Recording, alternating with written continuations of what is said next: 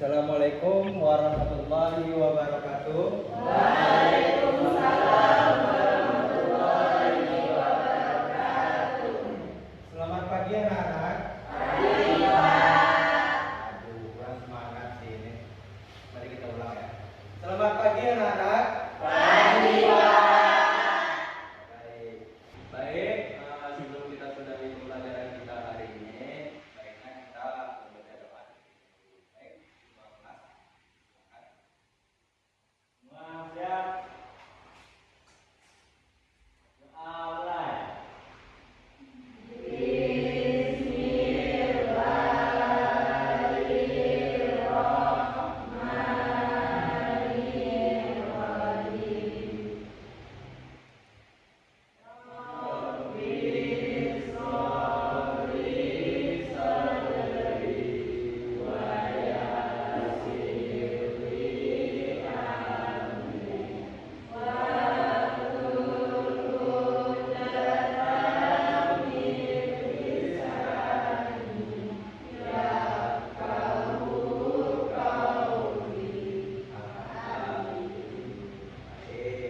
Sebelumnya ada yang sudah tahu nama Bapak siapa? Nama Bapak, perkenalkan nama Bapak Muhammad Ari Faldo. Di sini, sebelum kita mulai pembelajaran, mari kita berdiri terlebih dahulu untuk melatih fokus kalian.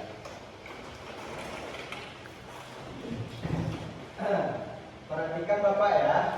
Baik, Pak. Baik. Aduh, bentar ya. Akan kendala sedikit.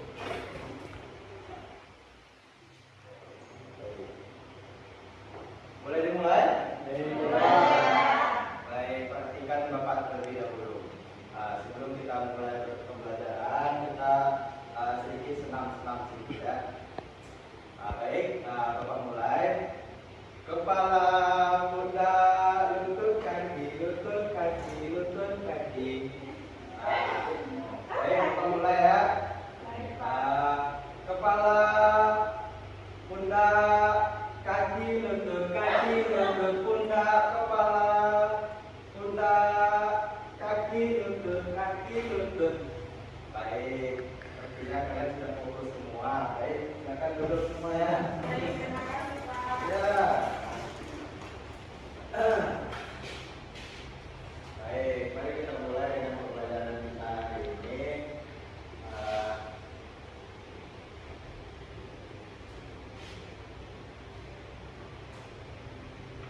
Pembelajaran Bapak hari ini tentang tata surya. Ada yang tahu tata surya itu apa? Tidak.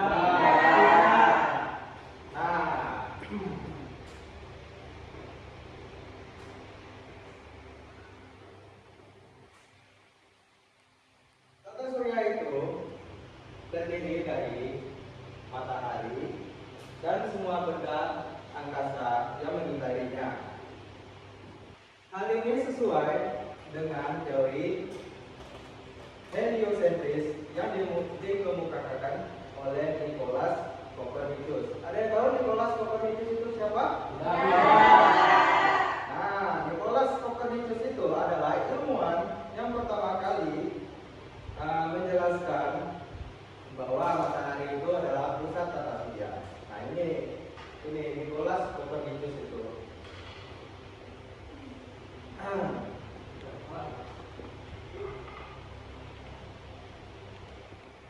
Sedangkan bumi dan planet-planet lainnya mengelilingi matahari, di mana matahari bertindak sebagai pusat tata surya.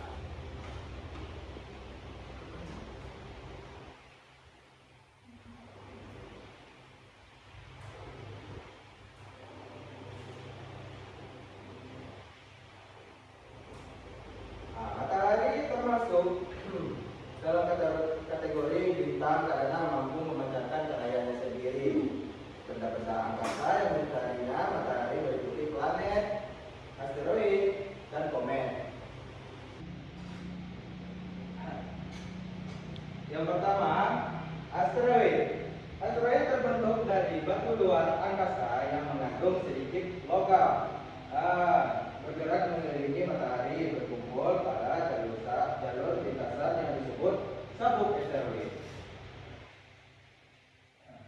Sedangkan komet sering disebut juga sebagai bintang berekor.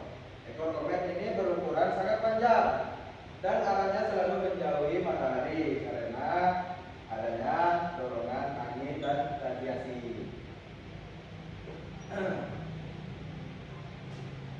Nah ini anak-anak,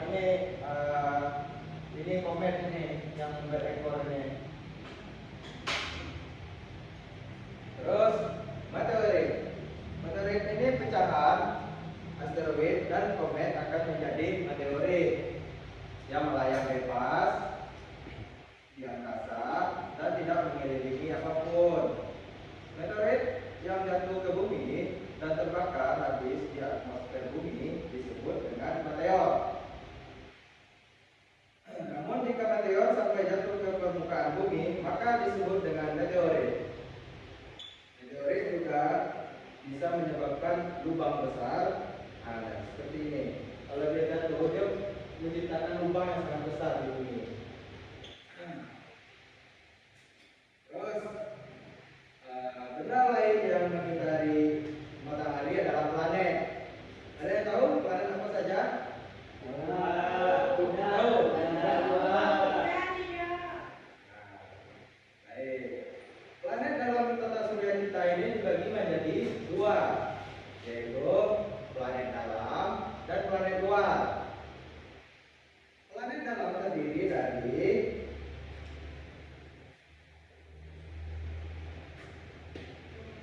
dari Merkurius, Venus, Bumi, dan Mars.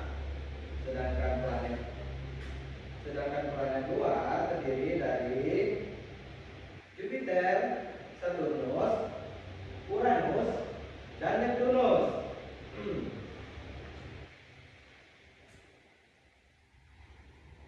Planet Merkurius, planet yang paling dekat dengan matahari, sekaligus memiliki ukuran yang paling kecil, hanya sekitar 40% dari ukuran bumi.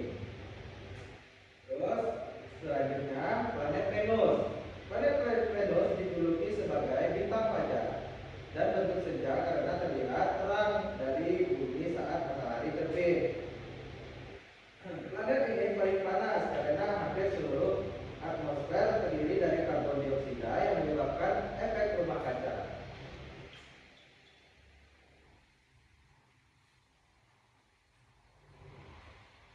Terus yang ketiga, ada yang tahu planet ini planet apa?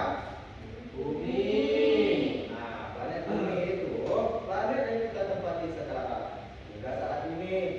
Bumi adalah satu-satunya planet yang ditemukan memiliki kehidupan. Terus selanjutnya planet Mars. Planet Mars dijuluki sebagai planet merah karena permukaan planetnya mengandung besi oksida yang berwarna kemerahan.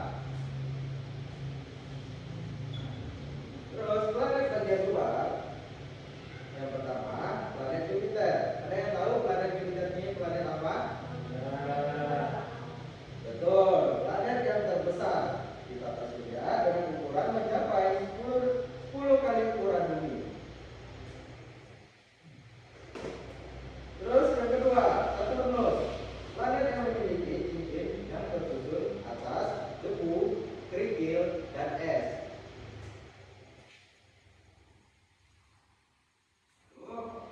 Planet selanjutnya adalah planet Uranus.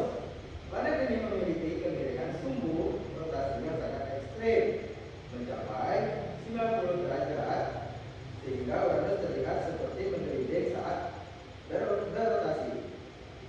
Terus planet terakhir, ada yang tahu planet ini planet apa yang terakhir? Planet terakhir adalah planet Neptunus. Planet Neptunus, planet yang jaraknya paling jauh. Nah, pintar semuanya. Planet yang paling jauh. Baik, itulah nama-nama planet. Ada berapa nama planet? Betul sekali, ada 8 planet. Terus kita akan membahas tentang rotasi bumi. Setiap planet termasuk bumi berputar pada poros-porosnya. Gerakan ini disebut dengan rotasi.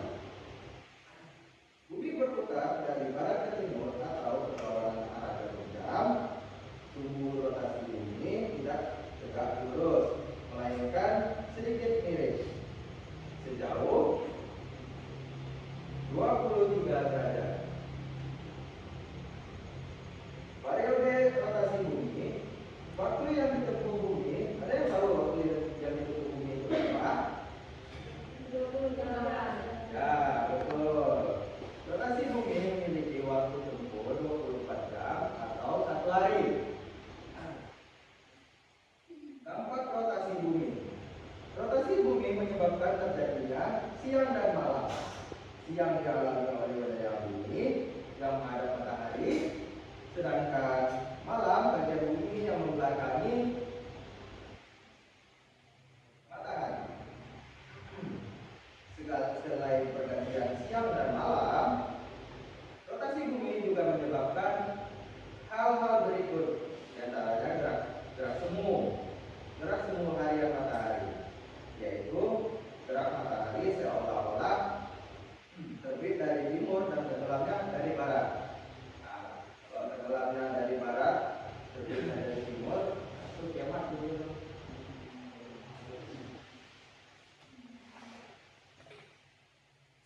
Bapak mau tanya, bentuk bumi itu bulat atau apa?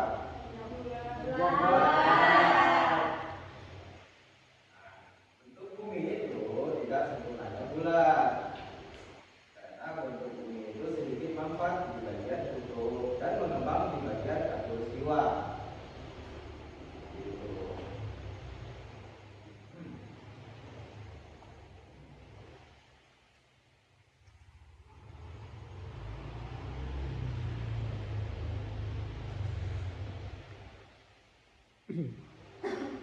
Selain berotasi, bumi juga bergerak mengelilingi matahari. Gerakan ini disebut dengan revolusi bumi. Waktu yang diperlukan ini adalah 365 hari atau 1 tahun. Revolusi bumi menyebabkan beberapa hal berikut, di antaranya yang pertama gerakan semu tahunan, yaitu pergeseran posisi matahari dari bagian utara ke bagian selatan dan kembali lagi ke utara. Posisi matahari saat tepat berada di atas khatulistiwa disebut dengan titik kulminasi yang terjadi 2 kali dalam setahun. Ada yang tahu?